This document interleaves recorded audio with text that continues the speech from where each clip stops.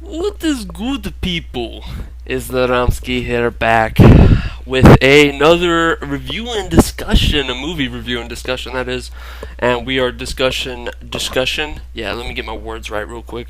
We are discussing the movie Rings, not the Rings, just Rings. You know the story of Samara, and we're going to get into that.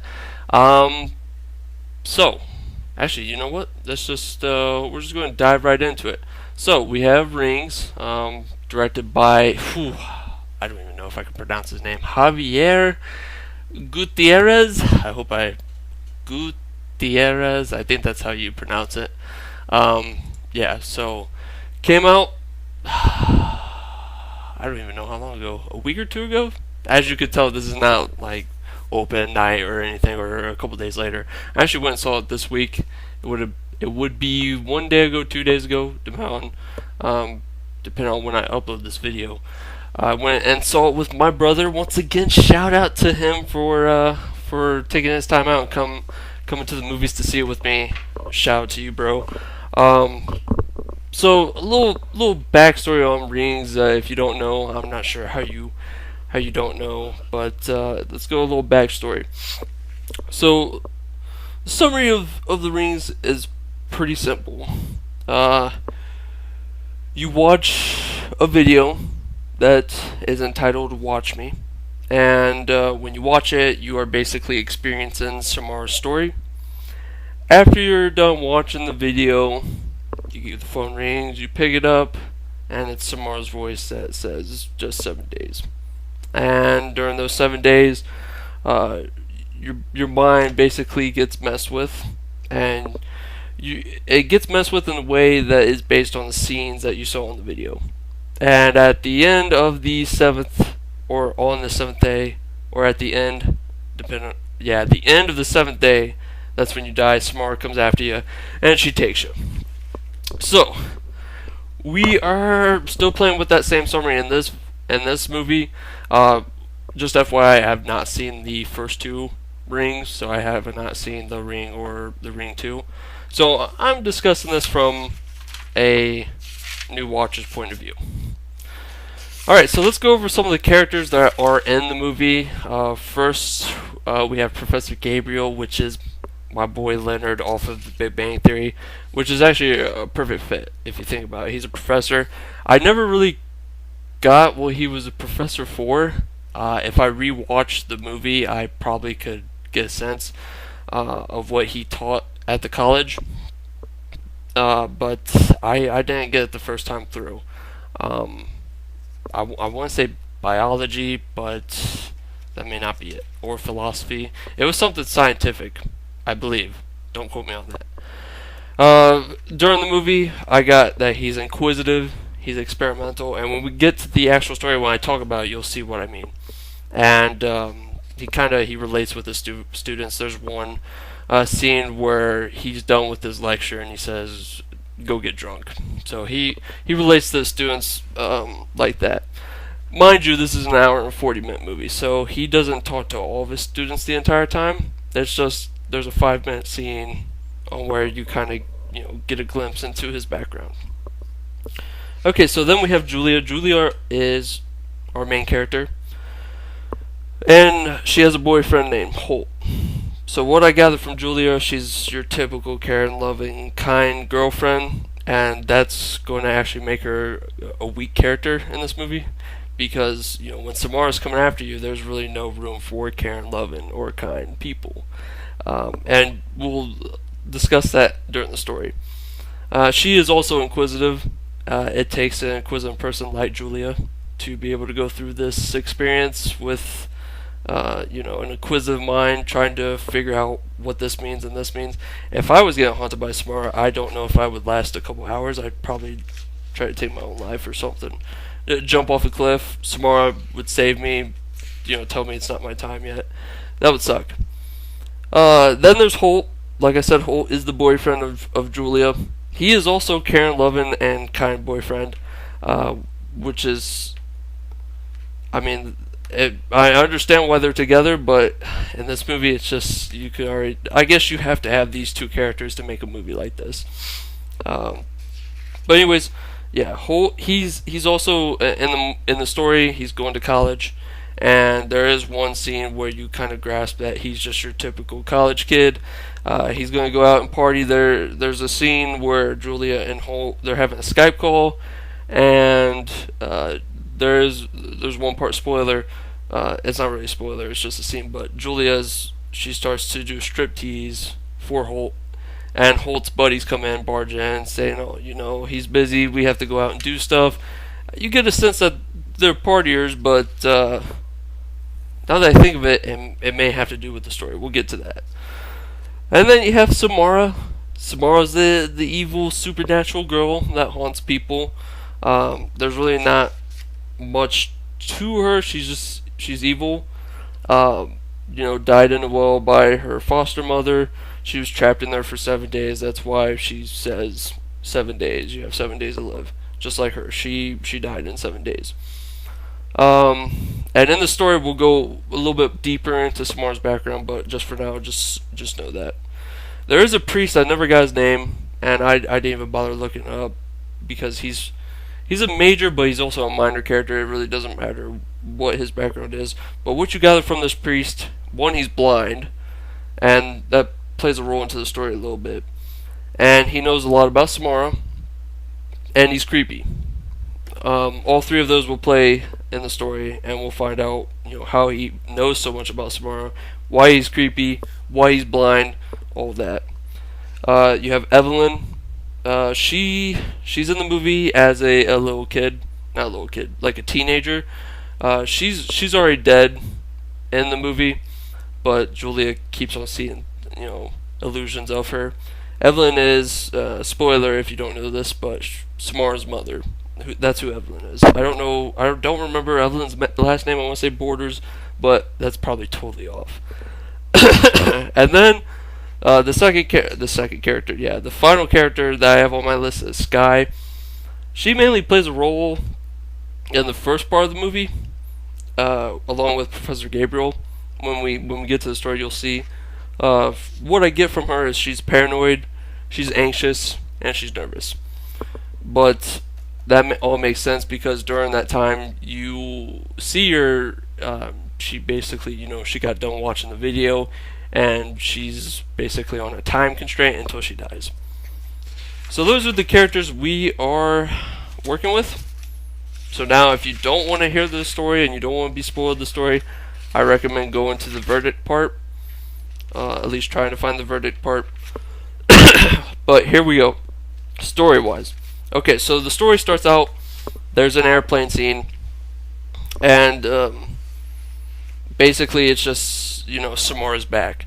The airplane scene, Samara takes the life of a young man who watched the video. He's on an airplane, mind you. Perfect choice, right? And he's basically on his final minutes. I guess he chose the plane because he thought that Samara couldn't get there, but yeah, she gets there. And she takes the life of this young man. And then, after she takes the life of this young man, we're redirected to another scene where it's between Professor Gabriel and Skye, and you could tell that I think they're a couple. You never see them kiss or anything, but you could tell that they have some kind of history because they're talking and they're witty with one another, and maybe because Skye is Gabriel's student, and we'll go over that here in a moment. But they're talking, and Gabriel finds a VHS tape player, and this tape player, it was owned by, he says a younger gentleman that recently lost his life in an airplane accident, and that turns out to be the young man who got killed by Samara. So it's funny how we have this VHS player, in 2017. Right now there should be DVDs all over the place in this series, but they progress into the future a little bit when we get into deeper into the story. But anyways, Professor Gabriel, he gets the player, he fiddles around with it, And eventually he gets whatever stuck in there, and it turns out it's the Watch Me tape. And he ends up watching the video, and weird things start to happen to him, and then it redirects to another scene. So the airplane scene and the scene between Gabriel and Sky and Gabriel watching the video, that's all basically just leading up to the intro. So it's basically telling you, it's giving you a little background on the ring before it actually gets into the story rings. So then it redirects to Julia and Holt, who are a couple, like I said. And Holt, he's going off to college, and they're in bed, and Holt has this cheesy, don't look back story. Basically, it's just it fits in with a story that he says don't look back, and he says I don't know if I could do that. There's a scene where it kind of connects with that story, but it's a pretty lame story. I really didn't care for it. I think he could have chose a better story than that story. It's like a little kid story that he comes up with. I don't exactly remember the story, but it wasn't very important. Anyways, Holt, he goes off to college, and he eventually disappears. What leads up to his disappearance, though, is Holt and Julia. They're on Skype, like I said, and they're doing the striptease and stuff. Before that, Holt mentions that there's an extra credit assignment that his professor gives him, and that he's interested in. And after he mentions that tidbit and Julia starts to striptease, that's when he's carried off by his friends. And then after that incident, he's never heard from again. And Julia's just wondering where he is, and she never really figures out where he is until Julia, she has a weird dream. It's kind of like a Samara dream, which I'm wondering if it, how did she have that dream? I'm not exactly sure how she had that dream of Samara. But anyways, she has a weird dream. She wakes up from it, and she starts to get a Skype call from Holt, which it's not Holt. When she answers it, it's actually Sky. And, Sky is just wondering where Holt is, and, she's very panicky. She's anxious, just like I said, she's paranoid, and, she's just irrational. And eventually she just ends the call, and Julia, she decides she needs to go up to Holt's college to investigate. So she goes up to his college, finds his phone, finds his class schedule, and when she does that, she finds the class schedule. She noticed that he's in Professor Gabriel's class between two certain times. So she goes to Professor Gabriel to question. He seems kind of edgy and standoffish when she's asking questions about Holt's whereabouts. So she decides to tail him to the 7th floor of the school building, which is kind of ironic, I guess. 7 Days to Die, 7th floor of the school building. And when she gets up to the 7th floor, she notices a video, and she also notices paperwork, and you kind of get the feeling that Gabriel has been doing experimentations with, not experimentations, but experiments with Samara and the Watch Me video. So eventually she kind of moves on, and she finds out there's other people on the 7th floor, and you kind of get the feeling that these are all test subjects, because there's a scene where Gabriel, he has a bunch of monitors on the wall, and there's a time clocking down with everybody's name on it, and basically it's a countdown from 7. During this scene, you notice that Sky, she only has about 30 minutes, and Holt, he has, I believe, 12 hours. So Julia finds Sky. Remember Sky, she called Julia on a Skype call. Sky leaves, Julia tails her, and Julia confronts Sky about Holt. She's trying to find Holt. Sky says she could help her, but she has to show her something first. And this is where you kind of get like, red flags are everywhere. So they go to her apartment. Sky locks the door, and you just kind of feel like, oh man, this is just wrong. This is totally wrong. And while she's on her computer trying to load whatever she needs to show Julia, she gets a text. Sky's phone actually gets the text message, but Julia looks at the phone, and it's actually from Holt, and Holt eventually tells Julia not to watch the video.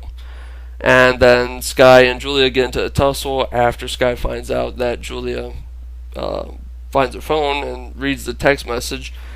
And eventually, Samara comes out. Clock runs out for Sky. Samara comes out and kills Sky. And now there's a couple seconds where Sky and Samara kind of meet, but Samara never takes her. Anyways, Holt comes rushing in. I'm not really sure. Well, never mind. Yeah, Holt comes in. He bursts in through the door, finds Julia. They hug. They're reunited. And then it's at this point you learn what a quote-unquote tale is. So there's this guy who comes up the stairs. It's basically a nobody. It could have been anyone. He comes up, says, hey, Sky wanted to show me something. So you learn kind of what a tale is, but I'll go into that later. So anyways, when they're reunited, Holt and Julia, they head to the motel. And, they go to sleep. And Julia, being the loving, caring girlfriend she is, and also kind of like, I probably wouldn't do this myself, but she watches the Watch Me video, basically to take one for the team, so that Samara stops haunting Holt and starts to focus her attention on Julia. So at this point, in order to get Samara to stop haunting you, you need to make a copy of your file, or your, I guess it would be file at this point. They're using files at this point on an Apple device, so it's .mov, or a movie file.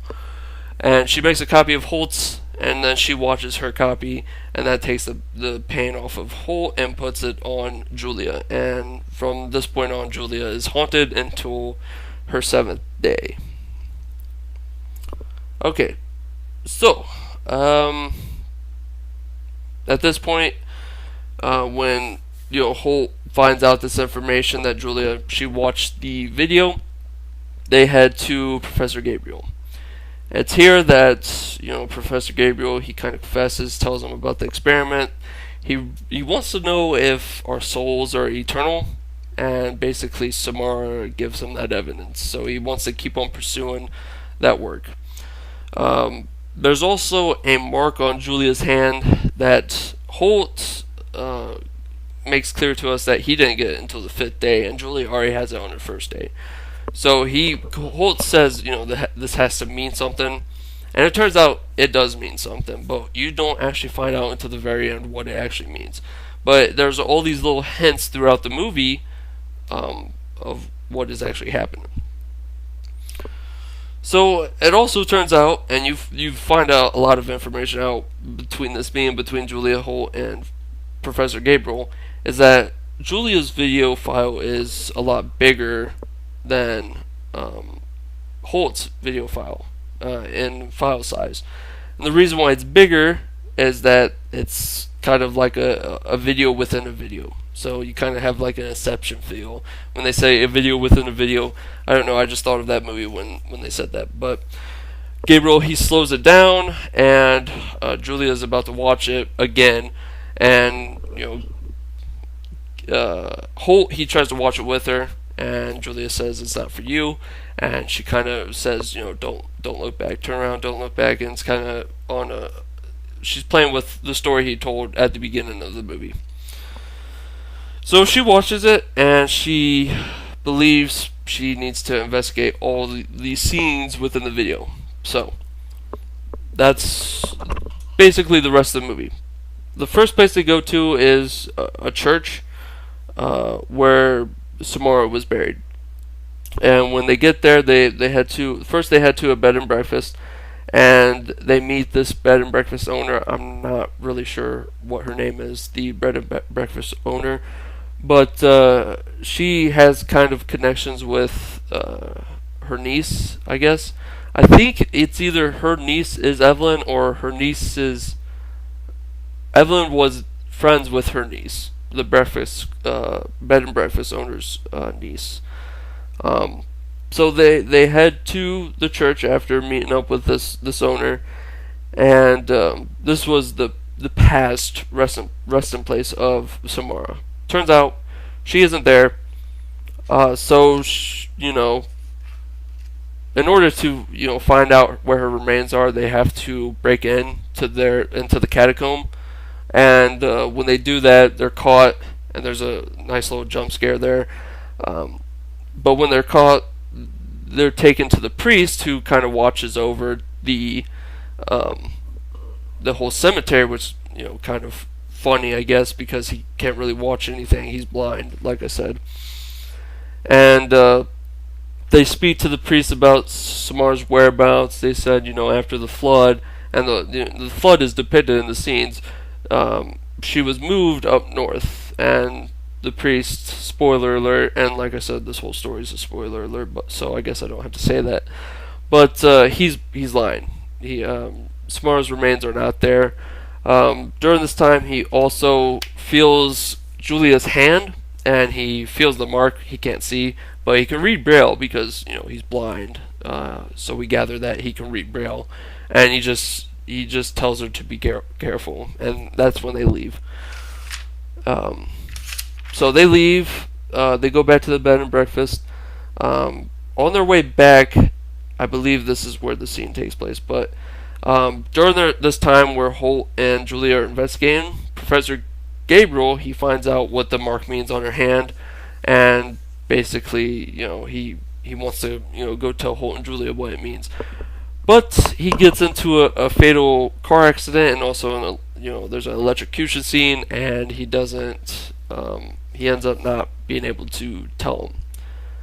And Holt and Julia, they're driving, and there's cops everywhere, and Julia sees Evelyn. I guess Evelyn's leading her to Professor Gabriel. Like I said, Evelyn, she's not real. She's just the illusion from Samara. And that's where Julia finds Gabe, and he's basically died. So Professor Gabriel, he fails in delivering the message to Julia. So they eventually head back to the bed and breakfast. Holt leaves to go find food. When he goes to find the food, he finds the bed and breakfast lady there, and he starts to speak with her. And it's during this time, as he's speaking with her, he finds out who the priest actually is, and he runs to Julia. When he's running to Julia, mind you, he actually thinks Julia is at the bed and breakfast. When Holt goes to get food, Julia actually leaves because she figures out that she missed something at the church, and the way she figures it out is beyond me. I'm not exactly sure how she figured this out, but there's in the church there's a bell, and there's a scene in the video that she watched that kind of looked like the bell shape. So she heads back to figure out where she needs to go from there, from the bell. So she breaks into the church, and it turns out the floor under the bell, it's hollow. So she knocks on it, and it basically it's hollow. And she pulls it out. She goes down there, and it's a cell. And we gather, from her investigations that Evelyn was kept down there. Whoever kept her down there, she's still unsure of. And Evelyn was the mother of Samara. And that's when we find out that Evelyn was the mother of Samara. Evelyn was trapped down there in the cell with Samara, and that's how we find out. So after Julia figures this out, she goes to the priest. She still doesn't know the truth about the priest, but I'm about to tell you, about to spit some knowledge on you. But so she goes to the priest to start questioning, and as she's questioning, the priest starts giving off creepy vibes, and he starts to put some gloves on, and he's about to do some stuff. And it's here that we figure out that the priest is actually Samara's father. So um, the priest actually kidnapped Evelyn, put her down in the cell. I imagine he raped her and impregnated Evelyn with Samara. So, yeah, there's a moment where Julia and the priest they get into a scuffle, a little bit of a fight. Eventually, Julia she makes it upstairs where before the fight she was actually hearing sounds coming from up the stairs. So she heads up there and she actually finds Samara's remains. When she finds Samara's remains, Holt comes through the door. He gets bashed in the head by the priest, who we actually think is dead because Julia pushed him down the stairs when she was going up. And then after Julia finds Samara's remains, she actually gets taken by the priest once more. And then on Julia's phone, Samara starts to come out again, and Samara actually kills the priest, allowing Julia to take Samara's remains, and Holt and Samara burn the bones. At that point, you think it's all good. It's all she did what she was supposed to do, or what she thought she was supposed to do. But at the end, we learn what the mark actually meant on her hand. And, Holt, he's putting the braille into like a translator. And during the time he's inputting the braille into the computer, we see that Julia, she's still has some freaky stuff on her. She's like peeling away at her skin. It kind of looks like Samara's skin. And then she coughs up some hair, and there's a fly in the hairball, and she looks in the mirror and she sees her reflection, but it's actually Samara's reflection. So when Julia looks in the mirror, she sees Samara, but it's almost as if Samara is her. It's her reflection. And then we find out from Holt what the braille actually meant, and it means rebirth. So it's actually there's no setting Samara free. It just keeps happening again and again, and that's why the braille reads rebirth, because it's just a cycle. And also there's this funny little scene where when Holt's entering the braille, he finds out it means rebirth. A whole bunch of copies of his ring experience are made and sent out to all of his contacts, and he's like trying to unplug the computer. Computer plugs the power outlet, all the USB slots, and the network cables, and it just doesn't work. So at the end, we gather that you can't really solve the Samara experience. You can't really survive. It's just a continuous cycle, and that's it. So that is the story. Honestly, there were a few problems in the movie, I guess, but all in all, I thought it was a great movie. I liked the movie. It was my first Rings experience, or the Ring experience. I haven't seen the first or second one, so I can't really compare it to anything, but I thought it was a great movie. If you have the money, I suggest going out and getting yourself a ticket and buying it. I actually went on a matinee, so it was a lot cheaper, so maybe that's why it's worth it to me. If you could get it for $5, go ahead and do it. But if you have no interest in scary movies, thrillers, there are a lot of jump scares in it. I wouldn't say scary scenes, because nothing's really scary, is it? I'm a man, right? Okay. Yeah, like I said, the verdict is go ahead and go watch it. Especially if you've seen Ring 1, Ring 2, go ahead and watch this one. If you're a fan of scary movies in general, I'd say go ahead and watch it. That's my verdict. So, once again, thanks for watching this video. If you liked this movie review and discussion, go ahead and give it a like. If you have a different opinion, go ahead and write it down in the comments below.